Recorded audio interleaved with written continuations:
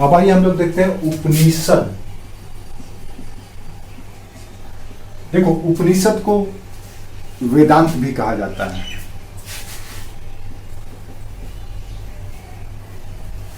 इसको वेद का परिशिष्ट भी कहा जाता है। और उपनिषद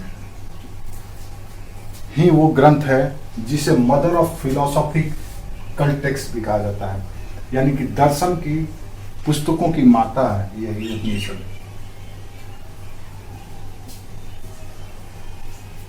विषय भी, इसका भी विषय दर्शन ही है, फिलॉसफी ही है। लेकिन याद रखिए, उपनिषद की रचना बाद में हुई है, उससे पहले ब्राह्मण ग्रंथ की, सॉरी आरण्यक की हुई है, उससे पहले आरण्यक ग्रंथ की हुई है। आरण्यक में जिन विषयों का सूक्ष्म मूल्यांकन किया गया है, आरण्यक क्या है, तो आरण्यक भी वेद पर ही आधारित है और वेद के फिलोसॉफिकल या थ्योरेटिकल पार्ट को एक्सप्लेन करता है, जो सामान्य व्यक्ति नहीं समझ सकता है उसको समझाने की कोशिश करता है। यानी उन गूढ़ विषयों को, वो गूढ़ चैप्टर को या गूढ़ संदेशों को डिकोड करता है। कौन? आरण्यक। उसी आरण्यक से पैदा हुआ है उपनिषद। अब आरण्यक क्या है, तो आरण्यक समझ लो ये रिसर्चर है, ये रिसर्च बुक है आरण्यक। तो उपनिषद क्या है, इस रिसर्च बुक पर आधारित या इस रिसर्च टेक्स्ट पे आधारित नवीन शोध है, न्यू रिसर्च, रिसर्च बुक पर आधारित न्यू रिसर्च है। यानी कि प्राइमरी सोर्स ऑफ डाटा है वेद, सेकेंडरी सोर्स ऑफ डाटा है आरण्यक, और टर्शियरी सोर्स ऑफ डाटा है उपनिषद। ठीक है, तो उपनिषद में स्पष्ट रूप से जीव, जगत, आत्मा, परमात्मा, जन्म, पुनर्जन्म की व्याख्या की गई है, एक्सप्लेनेशन किया गया है। कोई भी पढ़ करके समझ सकता है। समझ में आया? हाँ, तो उपनिषद को वेदांत भी कहा जाता है, यानी वेद का जो गूढ़ अर्थ है, उन अर्थों को लोगों के सामने लाने का श्रेय उपनिषद को जाता है। उपनिषद दरअसल 3 शब्दों से मिलकर के बना है, उप, नि और सद। इसमें 3 टर्म है, उप, नि और सद। उप का मतलब होता है समीप, सिट नियर, सिट डाउन या सिट डाउन नियर समवन, किसी के समीप बैठना। यहां पे उप का मतलब है गुरु।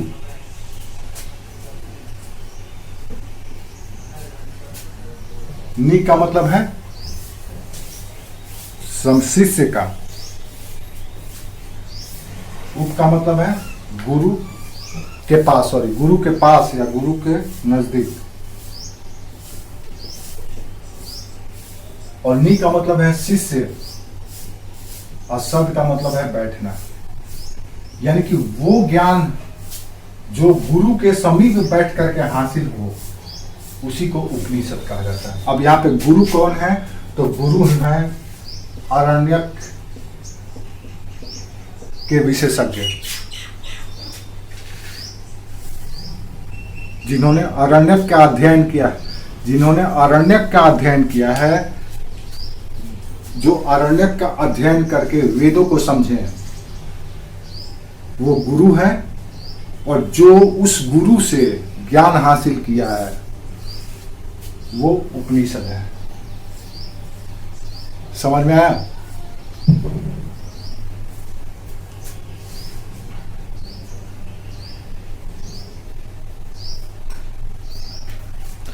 याद रखिए, वैदिक दर्शन की शुरुआत आरण्यक से होती है और दर्शन की चरम परिणति या पराकाष्ठा उपनिषद में दिखाई देता है। जैसे ऐसे समझ लो, वैदिक दर्शन की आरंभ आरण्यक ग्रंथों से मानी जाती है, आरण्यक ग्रंथों से। और उसकी पराकाष्ठा यानी उस दर्शन की पराकाष्ठा आपको उपनिषद में दिखता है। ये ऐसे समझ लो कि जो विज्ञान में अगर देखा जाए तो विज्ञान में जो कोई फंडामेंटल थ्योरी होता है, जो मौलिक सिद्धांत होता है, उस मौलिक सिद्धांत से कई उप सिद्धांत निकलते हैं, बनाए जाते हैं। जैसे समझ लो कि बिजली का आविष्कार किया गया एक व्यक्ति के द्वारा। अब उस बिजली के आविष्कार के उपरांत उस बिजली का प्रयोग कई जगहों पर किया जाने लगा, अलग अलग तरीके से किया गया ना। बिजली का प्रयोग आज हम अपने जीवन के हर एक कार्यों में करते हैं। तो बिजली का खोजने वाला या बनाने वाला या बिजली का जो पहला थ्योरी दिया था उसको हम कह सकते हैं आरण्यक। और बिजली से उस खोजे गए बिजली से कई तरह का प्रयोग, कई तरह का और उस पर आधारित या उसी से मिलता जुलता थ्योरी और प्रयोग या सिद्धांत और प्रयोग लाया गया, वो उपनिषद है। ठीक है, इसीलिए हम इसको कहते हैं कि जहां दर्शन की आरंभ बिंदु आरण्यक है तो उसकी पराकाष्ठा उपनिषद है। एपेक्स मतलब शीर्ष, चरम स्थिति। इसमें भी वही बात किया जाता है, आत्मा, परमात्मा, जीव, जगत, माया, मोह, इच्छा, तृष्णा, जो आपको दिखता नहीं है। जो फिलॉसफी एक ऐसा विषय है जिसका हम साक्षात दर्शन नहीं करते हैं। ये उपमा और उपमान पर चलता है।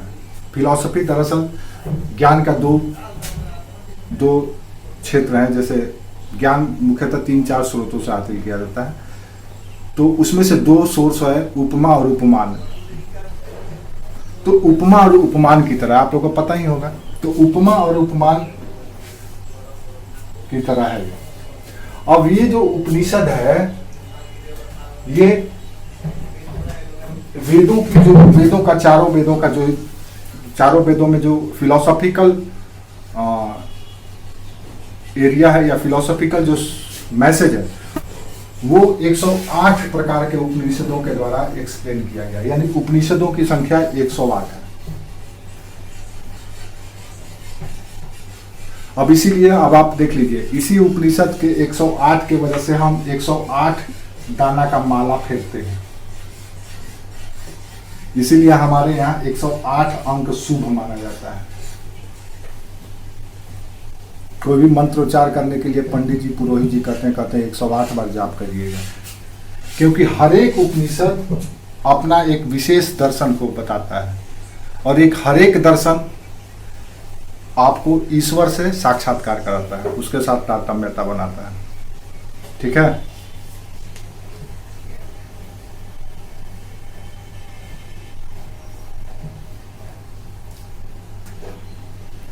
उपनिषदों की रचना, उपनिषदों के बारे में एक विशेष बात ये भी समझ लो, ब्राह्मण ग्रंथों की रचना जहां ब्राह्मणों ने की थी, तो वहीं उपनिषदों की अधिकतर उपनिषदों की रचना क्षत्रिय वर्ग के द्वारा किया गया था।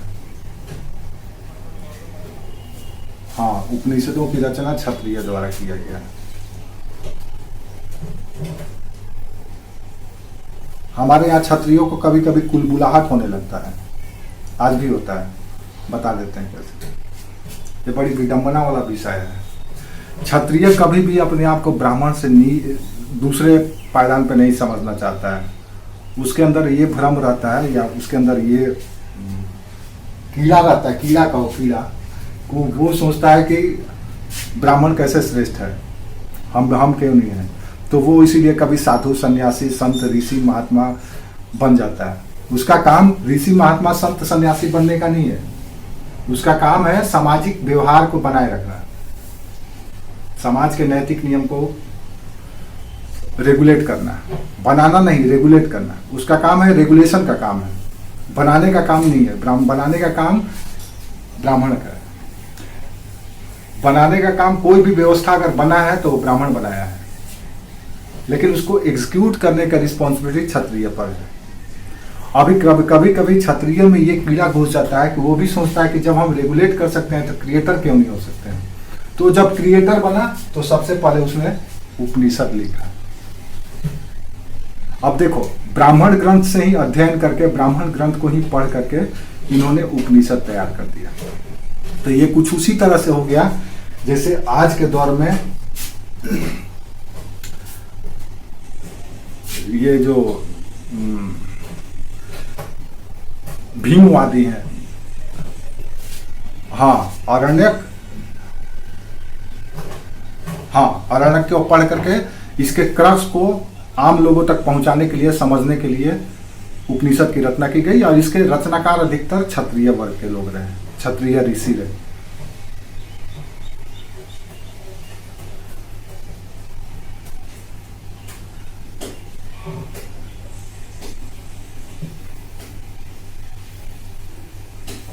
देखो, ऐसे समझ लो कि जो गूढ़ चीज है, जो कॉम्प्लेक्स है, वो कॉम्प्लेक्स का काम हमेशा ब्राह्मण ही करता आया है। जितना कॉम्प्लेक्सिटी आपको मिलेगा और वो रिस्पॉन्सिबिलिटी ब्राह्मणों के ऊपर आ जाता है, फाइनली उन्हीं को संभालना है। उससे पहले कॉम्प्लेक्सन तैयार करने का काम अदर वर्ग का है। समस्या क्रिएट कर दो और छोड़ दो, लास्ट में ब्राह्मण पंडित जी है ना संभालेंगे।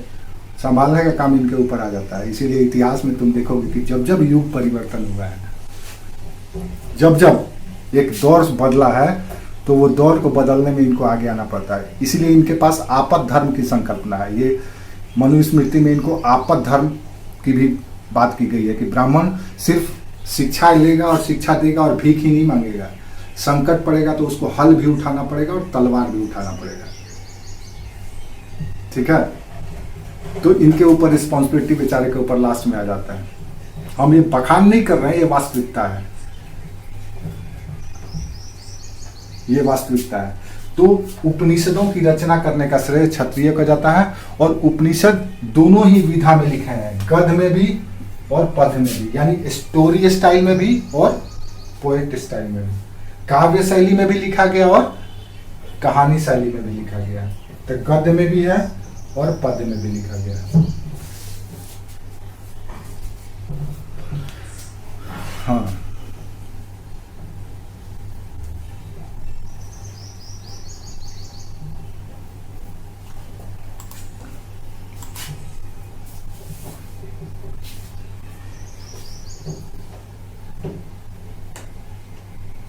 ठीक है।